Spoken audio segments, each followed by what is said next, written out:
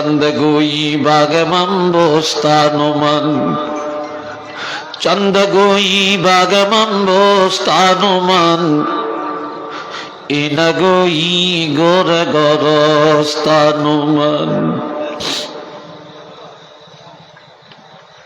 যদি বলে এই সুন্দর হাইফাই রাজকীয় এই বাড়িটা কার, কয় হুজুর দোয়া করেন বাড়িটা আমার। এই হাওরটা কার, বলে আমার। এই নিমাদল মার্কেটটা কার, কয় হুজুর এটার বারোয়ানি আমার। এত সুন্দর দিঘিটা কার, বলে এটা আমার।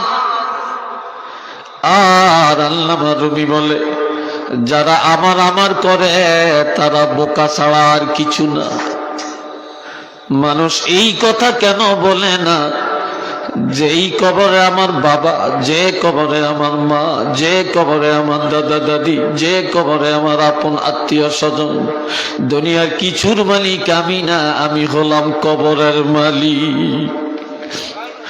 যে মনে করে দুনিয়ার কিছুই আমার না, আমি একদিন কবরে যাব, কবর ছাড়া আমার আর কিছু নাই। এই লোকটা কোনোদিন সুদের আড্ডায় যাইতে পারে না, ঘুষের আড্ডায় যাইতে পারে না, গানের আড্ডায় যাইতে পারে না, নাটকের আড্ডায় যাইতে পারে না, মিথ্যা বলতে পারে না, ধোঁকাবাজি করতে পারে না। কবরের চিন্তায় তাকে নামাজি বানায়, আবেদ বানায়, ওলি আল্লাহ বানায়, তারে কবরে পাঠায়। একটু চিল্লে বলেন না সুবহানাল্লাহ।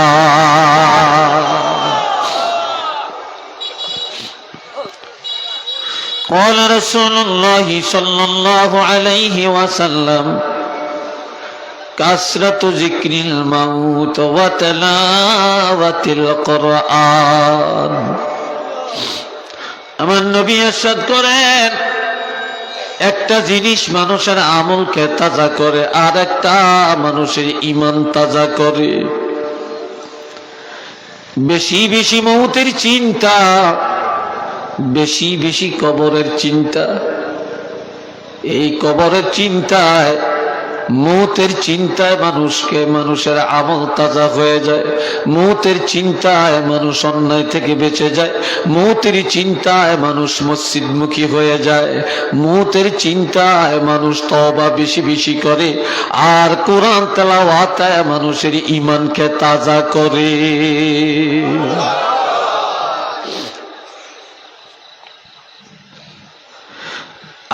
আজ মানুষের কাছে সেই জগতের খবর নাই নাই। আমার প্রাণের ভাইরা, আরেক হাদিসে আছে قال رسول الله صلى الله عليه وسلم إنه ليسمع قرع نعالهم أتاه ملكان أسودان أزرقان فيجلسانه فيقولان من ربك وما دينك ومن نبيك فيقول ربي الله فأما المؤمن فيقول ربي الله وديني الإسلام ونبينا محمد رسول الله صلى الله عليه وسلم। কবরের মধ্যে যখন মানুষ মাটি দেয়, মাটি দেওয়া যখন শেষ হয়ে যায়, মাটি দেওয়া শেষ হয়ে গেলে এরপরে দোয়া করে, জিয়ারত করে। যখন মানুষ খন্তা নিয়া, কোদাল নিয়া, ওড়া নিয়া সব বাড়িতে রওনা করে রে, কবর হয়ে গেছে, বোঝা শেষ। দুনিয়ায় মানুষের যত বোঝা, সবচাইতে বড় বোঝা হইল লাশ। লাশ যতক্ষণ মাটির উপরে থাকে এটা জিন্দার জন্য বোঝা, আর এই লাশটা যখন মাটি দেওয়া হয়ে যায় তখন ওই জিন্দাদার বোঝা পাতলা হয়ে যায়। ঠিক নেই? তখন এই মনে করে তাদের মাথার বোঝা শেষ হইছে।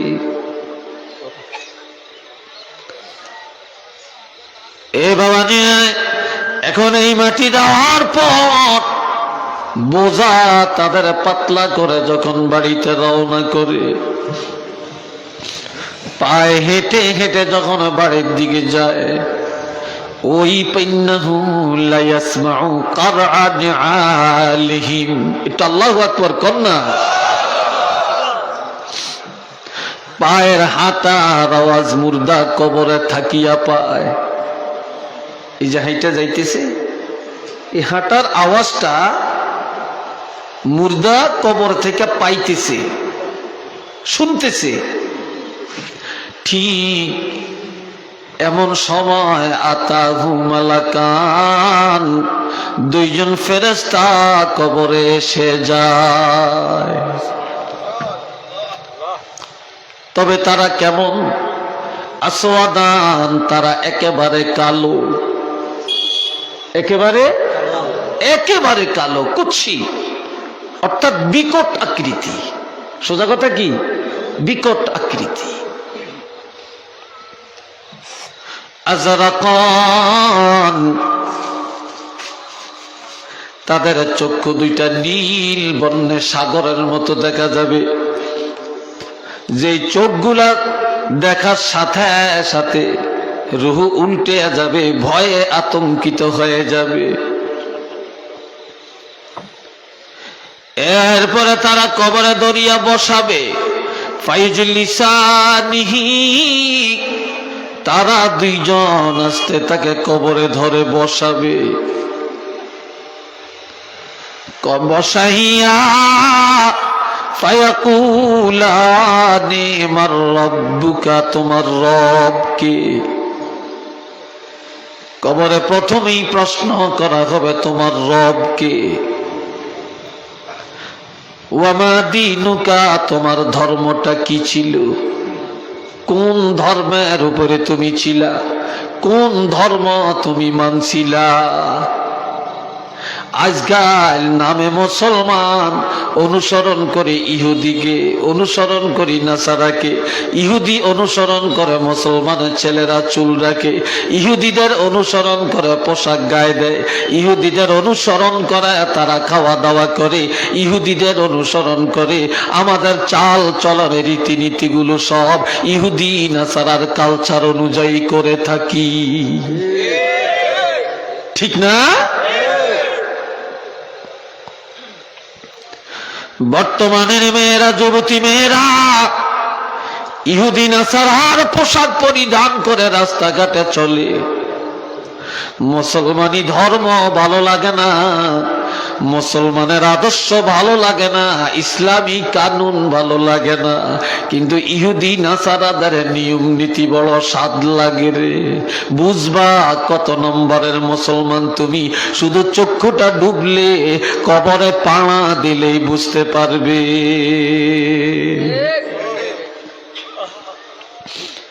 জিজ্ঞাসা করা হবে, তোমার ধর্মটা কি ছিল?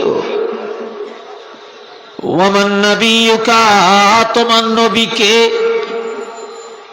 আর এক হাদিসে আছে, মান হাযার রাজুলুল্লাযী বু'আসা ফীকুম, তোমার কবরে যাকে উপস্থাপন করা হলো, এই নবীকে তুমি কি মনে করেছো? আর এক হাদিসে আছে, মা কুনতা মা কুলতা তাকুলু লিমুহাম্মাদিন সাল্লাল্লাহু আলাইহি ওয়াসাল্লাম, আমার নবীকে কবরের মধ্যে উপস্থাপন করে এবারে জিজ্ঞাসা করবে, এই নবী সম্পর্কে তোমার ধারণাটা, তোমার আকীদা দুনিয়াতে কেমন ছিল? আরো আস্তে কোন।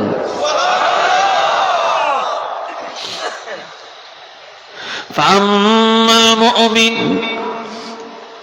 লোকটা যদি ঈমানদার হয়ে থাকে, ফায়াকুলু রাব্বি আল্লাহ, তখন সে বলবে আমার রব আল্লাহ। জোরে বলেন, আমাদের রব কে? মনিব কে? অভিভাবক, প্রতিপালক, রিজিক দাতা, হায়াত দাতা, আমাদের মৌতের মালিক। সন্তান দেয় কে? দেয় না কে? মারে কে? বাঁচায় কে? ধনী বানায় কে? গরিব বানায় কে? আমার আল্লাহর নেয়ামত খাই কার? চিল্লিয়া বলেন কার? এই জগৎ কার হুকুমে চলে? আরেকবার বলেন কার হুকুমে চলে? আমরা কার হুকুম মানব? মুখে বললাম কিন্তু মানি না। আমাদের প্রভু হলো আল্লাহ, খাওয়ায় বাঁচায় আল্লাহ, কাম করি আমরা শয়তানে।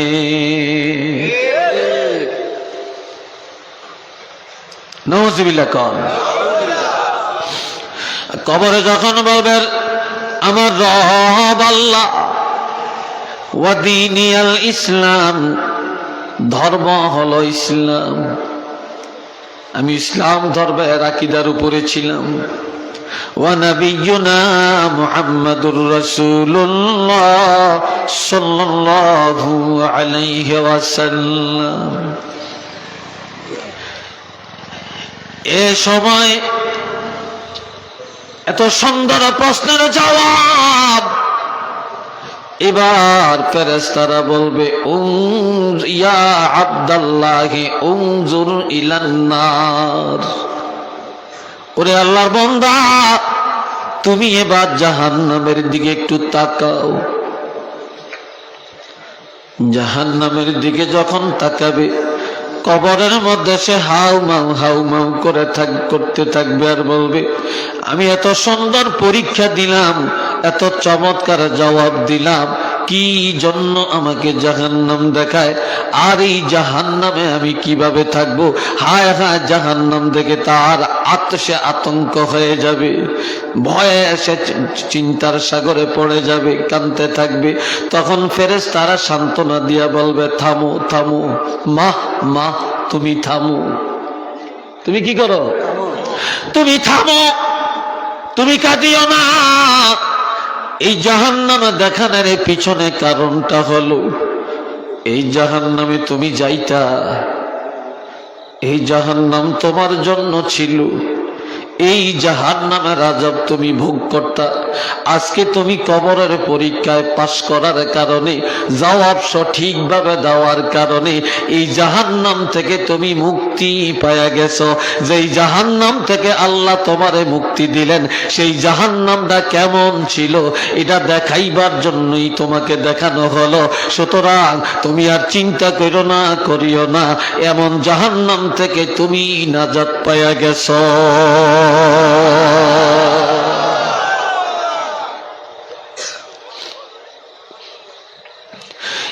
فينادي مناد من السماء عن صدق عبدي। এবার আল্লাহ পাক আসমানের মধ্যে ঘোষক লাগাইয়া দিবে। এসএসসি পরীক্ষা দিয়া বিএ পাস করলো, ছেলে পাস করলো, গোল্ডেন প্লাস পেল, জিপিএ 5 পেল। এবার ছেলে পাশের খবর পায়া এতদিন ঘুমায় না, চিন্তা করে ঘুম আসে না, কি রেজাল্টটা জানিয়ে আসে। আজকে যখন রেজাল্ট প্রকাশ হয়ে গেল, সে গোল্ডেন পেল, একবার বাড়িতে যায় সে আরাম করে ঘুমায়, চিন্তা নাই। বাবা দোকানে যায়, চা খায়, চাচাকে দেখে বলে চাচা শুনছেন নি ছেলে পাস করছে, গোল্ডেন পাইছে। ভাই আমার ছেলে গোল্ডেন পাইছে, ও ভাতিজা আমার ছেলে গোল্ডেন পাইছে। বিভিন্ন জায়গায় মোবাইলে জানায় আমার ছেলে গোল্ডেন পাইছে। এইভাবে চতুর্দিকে খবর দেয়, আবার মিষ্টি কিনিয়ে বাড়িতে যায়, আত্মীয় স্বজনের খাওয়ায়। ঠিক না? আর আমার আল্লাহর বান্দা কবরের পরীক্ষায় যদি পাস করে রে, আল্লাহ আসমানের মধ্যে ঘোষণাকারী লাগাবে, তারা ঘোষণা করবে, আল্লাহর পক্ষ থেকে বলবে ফায়ুনাদি মুনাদিম মিনাস সামাই আন সাদাকা আবদি। আমার বান্দা সত্য সত্য কথা বলেছে, মিথ্যা কথা বলে না। আমার বান্দা যা বলেছে দুনিয়াতে তা করেছি। আমার বান্দা কবরের পরীক্ষায় পাস করেছে। ও ফেরেশতারা, আমার এই বান্দাকে কবরের মধ্যে আর এইভাবে রাখতে দেওয়া যায় না। এটা মারহাবা কোন, আল্লাহু আকবার বলেন। আল্লাহ ওয়াদা দিবেন ফাফরিশুহু মিনাল জান্নাহ, আমার এই বান্দার কবরের মধ্যে জান্নাত থেকে আনিয়া জান্নাতের ফরশ বিছায়া দে।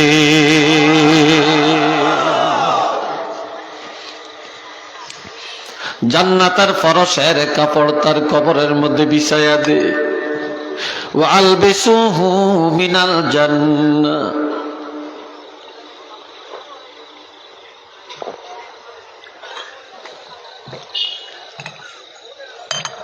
ওয়া আলবিসুহু মিনাল জান্নাহ।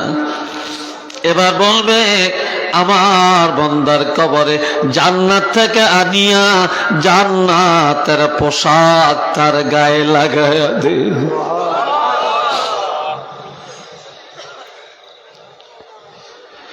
ওয়াফতাহু লাহু বাবান ইলাল জান্নাহ, আমার এই বান্দার কবরে কবর থেকে জান্নাত পর্যন্ত দরজাটা খুলে দে।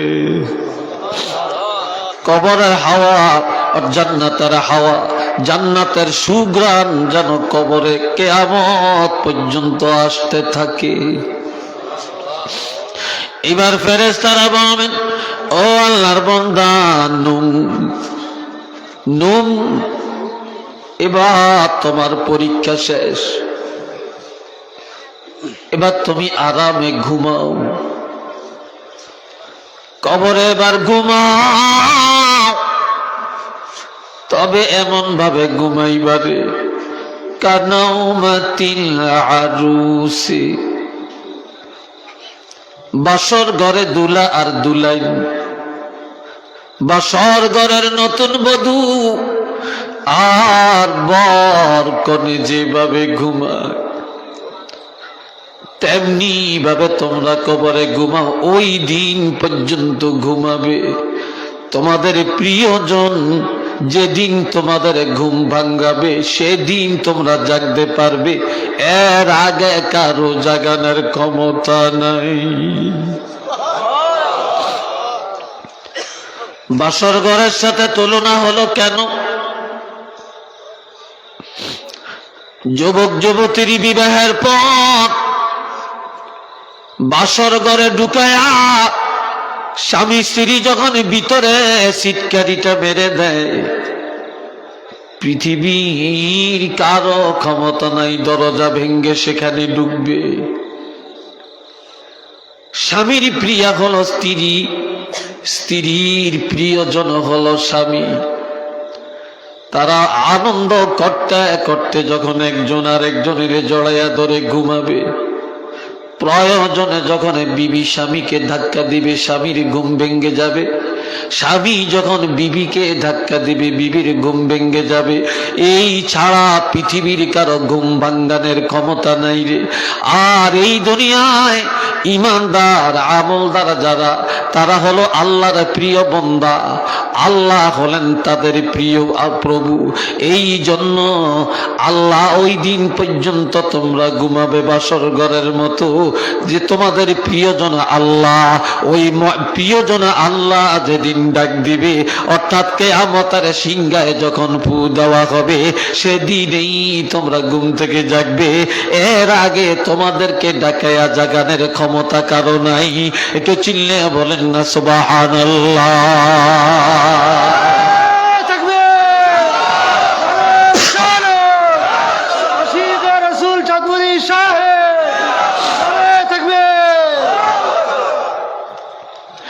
এবার সে বলবে না,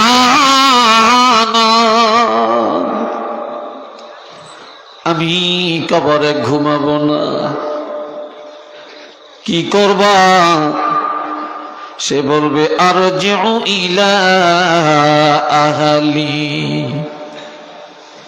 আমি আমার আহালের কাছে ফিরে যাব, আমার বাবা মা আছে তাদের কাছে যাব, আমার ছেলে মেয়ের কাছে যাব,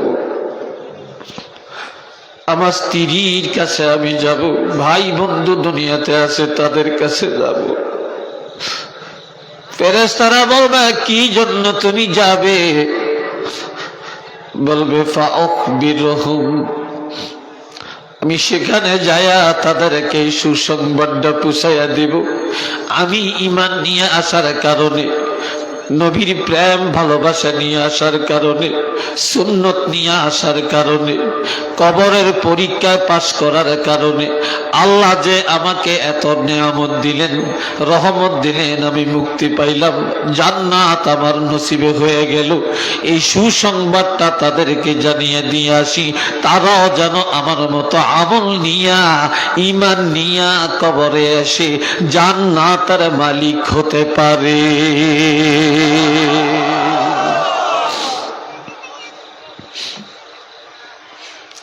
বলবেন না আজ যাওয়ার সুযোগ নাই। মুসলিম শরীফে হাদিসে আছে, বাবুল ইতিসাম বিসুন্নাহর মধ্যে হাদিস আল্লাহর হাবিব ইরশাদ করেন, কোন ব্যক্তিকে যখন কবরে রাখা হয় আর সেই লোকটা যদি দুনিয়াতে নামাজি হয়, কি হয়? তো জোরে বলেন, আরো জোরে বলেন। নামাজি হয়। জোয়ানেরা রে, হাতে পায়ে ধরে তোমাদের দুইটা পায়ে হাত দিয়া কইলাম রে, নামাজ ছাড়িও না, নামাজ ছাড়িও না। নামাজ ধরো, দেখবা তোমার মধ্যে আর বাদরামি থাকবে না, শয়তানি থাকবে না। নামাজ পড়ো, আর সুদের আড্ডা থাকবে না, ঘুষের আড্ডা থাকবে না, জিনার চিন্তা থাকবে না, তাসের চিন্তা থাকবে না, মদের চিন্তা থাকবে না, গাঁজার চিন্তা থাকবে না। নামাজ ধরো, দেখবা তুমি আর নাটকের চিন্তা করবা না। তুমি যখন নামাজের মতো নামাজি হয়ে যাইবা, দুনিয়া সব অন্যায় থেকে মুক্তি পাওয়া যাবে। এই নামাজ নিয়ে নামাজিরা যখন কবরে যাবে, আর ফেরেশতারা কবরে আসিয়া যখন তারা বসাবে, এই সময় লোকটা এমন ভাবে ফায়াজলিসু ইয়ামাসসুহু আইনাইহি, সে লোকটা বসবে এমন ভাবে দুইটা চোখ এইভাবে ডলতে ডলতে মুছতে মুছতে কবরে সে বসবে। একটা ঘুমের মানুষ হঠাৎ ঘুম থেকে জাগলে যেইভাবে সে কাঁচা ঘুমের মধ্যে যখন জাগে, তার কাছে যেমন লাই লাই ভাব লাগে, চোখ একবার খোলে আবার মারে, ঘুম ভাঙ্গে না, সেইভাবে ডুলে পড়িয়া যায়, আবার কাইতিয়া পড়ে, আবার ডুল্লা পড়ে, ঠিক কবরের মধ্যে এভাবে উঠবে। আর এই সময় নজর করা দেখবে পশ্চিম আকাশটা দেখা যায়, পশ্চিম আকাশে সূর্যটা লাল হয়ে গেছে, আসরের নামাজের সময়টা চলে যাইতেছে। কবরে যখনই যাবেন তখনই দেখা যাবে পশ্চিম আকাশে সূর্য লাল হয়ে গেছে। আর এ সময় সে বলবে, ভাই তোমরা কারা, কেন জাগাইলা? তোমরা কারা, কি জন্য এখানে আসছো? আমি অনেকক্ষণ আগে ঘুমাইছি, কোন ফাঁকে আমার সময় চলে গেছে টের পাই না। আমি ঘুমিয়েছিলাম রে, আমি ঘুম থেকে জাগলাম, জীবনে কোনো দিন নামাজ ছাড়ি না। ওই দেখ সূর্য ডুবে যায়, নামাজের টাইম চলে যায়, একটু সময় দে, তোমরা দূরে সরে যাও। কোত্থেকে তোমরা আসছো, তোমরা সরে যাও, আমি এখনই ওযু করব, এখনই তাড়াতাড়ি আমি নামাজটা আদায় করব। তখন ফেরেশতারা মানকির আর নেকির দুইজন ফেরেশতা, তারা একজন আর একজনের দিকে তাকায়া হাসবে, বলে দেখছনি সে কি বলে, সে যে কবরে আছে তার খবর নাই, তার যে মৃত্যু হয়ে গেছে তার খবর নাই, সে এখন নামাজ পড়ার জন্য আমাদের কাছে আবদার জানায়। এটা তো নামাজের জায়গা না, নামাজের জায়গা কবর না, নামাজের জায়গা আর নাই, এই দুনিয়াতেই আমলের জায়গা। এটাই দুনিয়ার জিন্দেগি জাহান্নাম কামাইয়ের জন্য, আর দুনিয়ার জিন্দেগিটাই হলো জান্নাত কামাইয়ের জন্য। কাজী এই লোকটা নামাজের জন্য বলে, আর আমার আল্লাহ বলেন, ফেরেশতা রে আমার যেই বান্দা দুনিয়াতে নামাজ ছাড়ে না, কবরে আসার পরেও তোমাদের কাছে নামাজের আবদার করি, আমার এই বান্দার খবর তোমরা জানিয়ে লাও। কি জানবো গো আল্লাহ? আল্লাহ ডাক দিয়া বলবেন, আমার এই নামাজি বান্দার কবরের জিম্মাদার আমি আল্লাহ হইয়া গেলাম।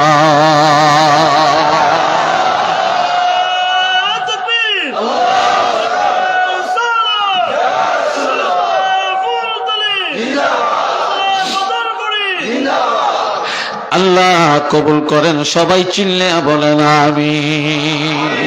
দরজওয়ানি তওবা করদান শিওয়ায়ে পয়গম্বরি, দরজওয়ানি তওবা করদান শিওয়ায়ে পয়গম্বরি, ওয়াক্ত ফিরি গুরগ জালেম মিশাওয়াদ ফরহেজগারি।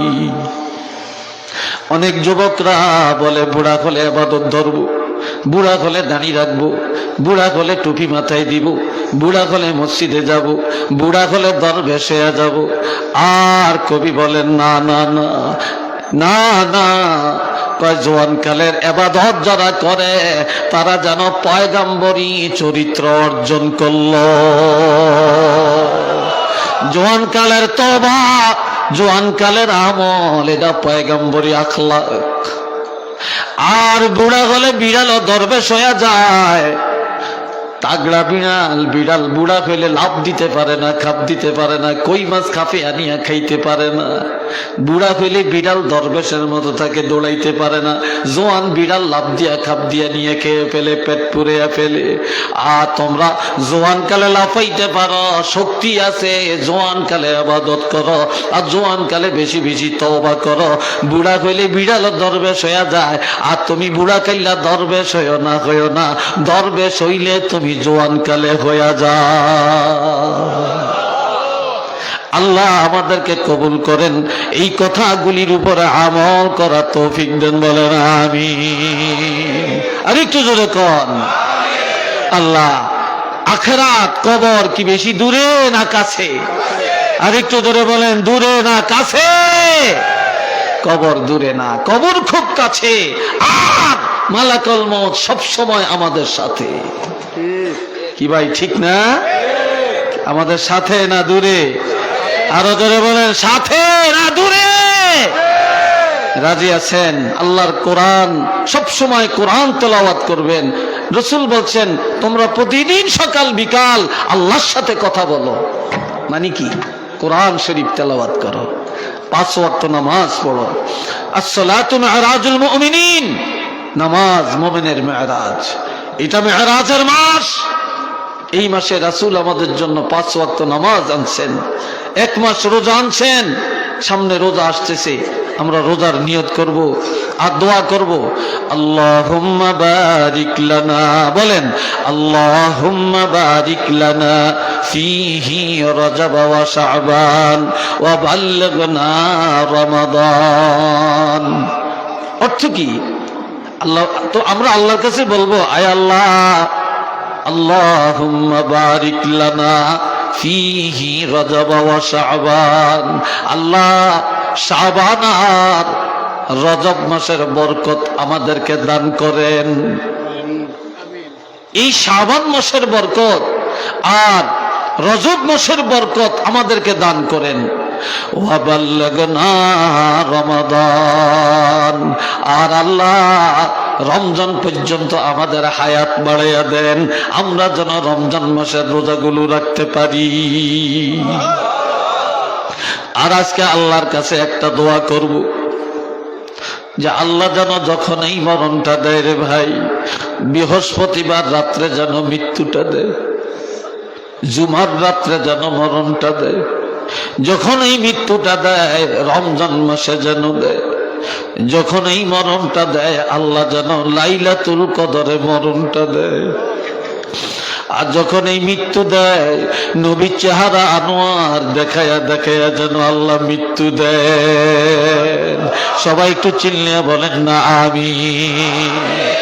নবী বলেছেন, কোন ঈমানদার জুমার রাত্রে যদি মারা যায়, জুমার দিন যদি তার জানাজা হয়, কাফন হয়, দাফন হয়, এই জুমার উসিলায় আল্লাহ কবরে রাজা উঠাইয়া নিয়ে যায়। রমজান মাসে মাতা মিন শাহরে রমাদান, কোন আল্লাহর বান্দা ইমানদার যদি রমজান মাসে মৃত্যুবরণ করে, ইন কানা মুমিনান, যদি সে মুমিন হয়, ইউরফাউ আনহু আযাবুল কবরি, আর আযাবুল কবরি ইলা ইয়াউমিল কিয়ামাহ, আল্লাহ পাক রমজানের ইজ্জতের কারণে কিয়ামত পর্যন্ত কবরের আযাব উঠিয়ে নিয়ে যায়। এই সামনে রোজা, সবাই রোজার হক আদায় করতে রাজি আছেন কিনা? 5 ওয়াক্ত নামাজের হক, রোজার হক আমরা আদায় করতে রাজি তো? একটু দুইটা হাত তুলে দেখান, আল্লাহ দেখো। নারে তাকবীর, নারে রিসালাত। আল্লাহ কবুল করেন, সবাই বলেন আমিন। আর একবার বলেন আমিন।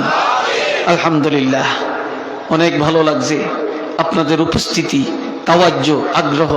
এই কথাগুলি আমাদের আমল করলে দুনিয়া সার্থক, মৃত্যু সার্থক, কবর সার্থক, পরকাল আমাদের জন্য অনেক আনন্দের হবে। আল্লাহ পাক আমাদেরকে কবুল করেন, সবাই বলেন আমিন। সাল্লাল্লাহু আলা সাইয়্যিদিনা ওয়া মাওলানা মুহাম্মদ ওয়া আলা আলিহি ওয়া আসহাবিহি ওয়া বারিক ওয়া সাল্লিম। আল্লাহুম্মা সাল্লি আলা সাইয়্যিদিনা ওয়া মাওলানা মুহাম্মদ ওয়া আলা আলিহি ওয়া আসহাবিহি ওয়া বারিক ওয়া সাল্লিম। আপনারা অনেকজনকে দেন 10 মিনিট। আল্লাহ, আমার ভাই টাইম টেবিল নিয়েই তো সবকিছু। আমি সব জায়গায় যে টাইম দিই, টাইমের আগে কেন জানি আধা ঘন্টা 1 ঘন্টা আগে বসে থাকি। এরপর আমার ঠেলতে ঠেলতে দেয় দেরি করিয়া। আর অনেকে টাইম দেয়, কয় হতো আছে, টাইম হয়ে গেছে, কয় হতো আছে। এ দিবেলে কথা কনসেন। দুরূদ শরীফ পড়েন, সাল্লাল্লাহু আলা মুহাম্মদ সাল্লাল্লাহু আলাইহি ওয়াসাল্লাম, সাল্লাল্লাহু আলা মুহাম্মদ সাল্লাল্লাহু فمحمدنا هو سيدنا فالعز لنا لإجابته صلى الله على محمد صلى الله চলে আসছে হুজুর আসছে صلى الله على محمد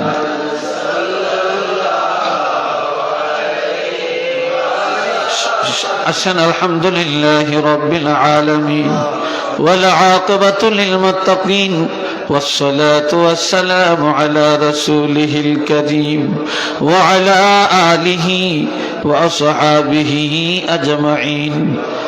ربنا ظلمنا أنفسنا وإن لم تغفر لنا وترحمنا لنكونن من الخاسرين.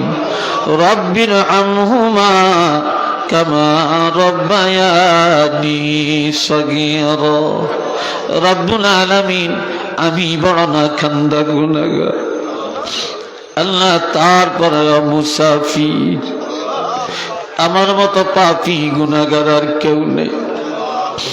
এ মাবুদ, উলামায়ে কেরাম, আইমে মাসাজিদগণ, হুফাজে কেরাম, হুজ্জাজে কেরাম, তোলাবায়ে আযম, দাড়ি পাতনা মুরব্বী যুব সমাজকে নিয়ে ভিক্ষার হাত তোমার দরবারে তুলেছি, মেহেরবানি করে কবুল করে নেন।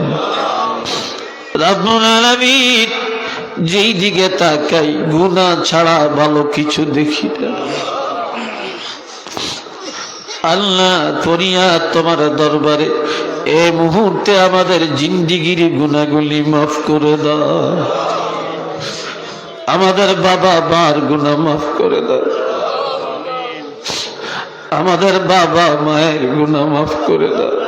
দাদা দাদির গুনাহ মাফ করে দাও। আত্মীয় স্বজনের গুনাহ মাফ করে দাও। মাহফিলে যারা আছেন আর যারা নেই, জীবনের গুনাহগুলি মাফ করে দাও।